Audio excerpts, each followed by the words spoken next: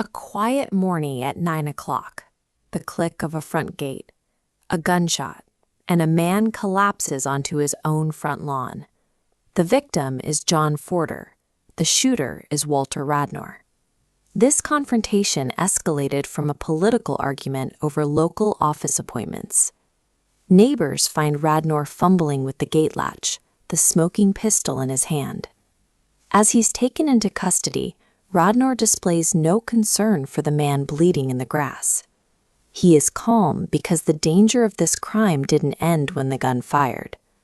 A legal technicality is waiting in the background to shield the man who pulled the trigger. This header introduces an intersection of medicine and the law, originating from Robert Barr's story, Which Was the Murderer? Inside the Forder home, John lies motionless in his bed. He is in a coma, hovering between a faint pulse and death.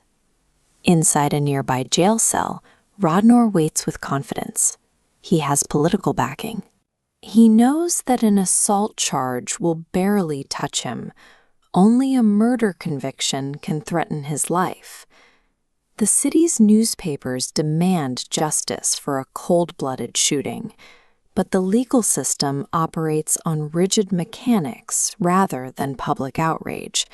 At this moment, justice is suspended in a vacuum. The state's machinery has paused, waiting on John Forder's pulse.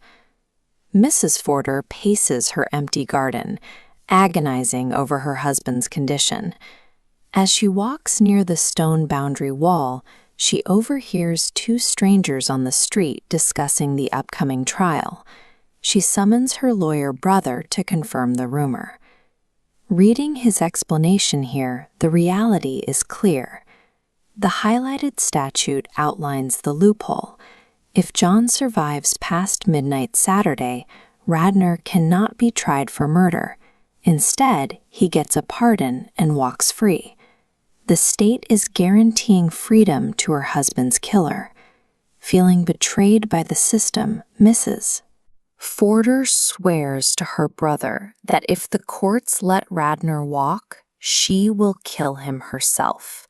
A legal boundary has mutated into a weapon.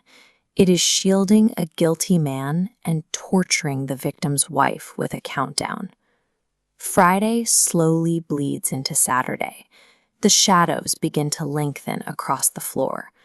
The crushing pressure of the midnight deadline rapidly approaches. Under this pressure, Mrs. Forder's mind fractures. Her hope for her husband's recovery curdles into a fear that he might linger. She realizes that every breath John takes is a threat to justice. His willpower to survive is the mechanism that will let his killer escape the gallows. The arbitrary legal deadline has backed a devoted wife into a moral corner. Survival has become the enemy of justice. Saturday morning arrives, and this dialogue block details the doctor's assessment. John has no chance of recovery. He might remain in this coma for a week or a month. A stoic calm washes over Mrs. Forder.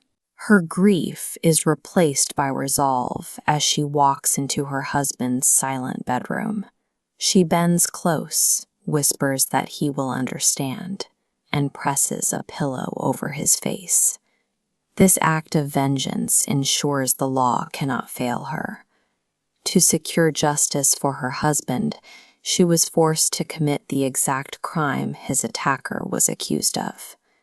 News of John Forder's death reaches the city jail hours before the deadline. Radnor's confidence shatters. With the timeline met, the system executes its duty. As this text outlines, Judge Brent delivers a crushing charge to the jury, and Radnor receives a death sentence. Radnor is marched to the gallows. The state drops the floor beneath him, closing the loop on their mandate.